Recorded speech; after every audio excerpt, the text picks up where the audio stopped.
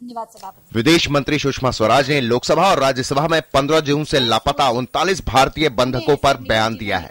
उन्होंने कहा है कि भले ही सरकार का बंधक बनाए गए लोगों से कोई सीधा संपर्क नहीं है, लेकिन 6 सूत्रों का दावा है कि वे जीवित हैं।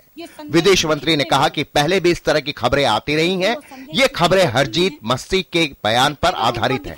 मस्सी ने दावा किया है कि मोसूल में बंधक बनाए गए भारतीय मजदूरों को इस्लामिक स्टेट के आतंकवादियों ने जून में ही मार दिया था, लेकिन विदेश मंत्री का कहना है कि हरजीत के बयान में विरोधाभास है। बांग्लादेशी अलग हो गए, उनको उन्होंने छोड़ दिया और भारतीयों को वो साथ ले गए और एक किसी सुनसान जंगल में जाके उन्होंने सबको गोली से उड़ा दिया। मैं बच गया और मैं वापस आ गया। अब उसकी कहानी में बहुत विरोधाभास है कि उन विरोधाभासों के चलते हम उसको स्वीकार न करें, उसके वर्जन को, और उनकी तलाश जारी रखें। मुझे लगता है कि बुद्धिमत्ता का भी और सरकार की जिम्मेदारी का भी यह तकाजा था कि उसके बयान को अस्वीकार करते हुए हम उनकी तलाश में लगे और हमने वही रास्ता अपनाया। और जब हम तलाश करने लगे, मैं पहले भी कह चुकी हूं और आज फिर कह रही हूं, हर वो देश जिससे मदद की उम्मीद हो सकती थी, हमने डायरेक्ट संपर्क साधा। केवल विदेश मंत्रियों तक नहीं, उनके हेड्स ऑफ स्टेट्स तक संपर्क साधा। सुषमा स्वराज ने कहा कि 39 भारतीयों के जीवित होने के सूत्रों के दावों से संबंधित लिखित संदेश गोपनीय है और उन्हें सार्वजनिक नहीं किया जा सकता।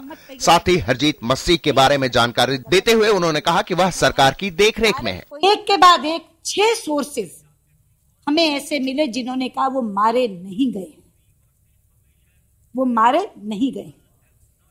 और ये संदेश मौखिक नहीं है, ये संदेश लिखित में मिले हैं। गौरतलब है कि दोनों सदनों में सदस्यों ने मीडिया की खबरों के आधार पर इन भारतीयों के भविष्य को लेकर गहरी चिंता जताते हुए सरकार से स्थिति स्पष्ट करने को कहा था। क्या सरकार सही मायने में अंधकार में थी और सरकार बैठी रही, एक आश्वासन, 2 आश्वासन, 30 आश्वासन देकर? ये मामला काफी गंभीर है, क्योंकि जो लोगों के बारे में इस किस्म की खबरें आ रही है कि उनका कोई अता पता नहीं है, तो उनके परिवार के लोग तो यहाँ अपने देश में बहुत ज्यादा दुखी हैं, चिंतित हैं। तो मैं ये चाहूंगी कि सरकार इस मामले को गंभीरता से ले।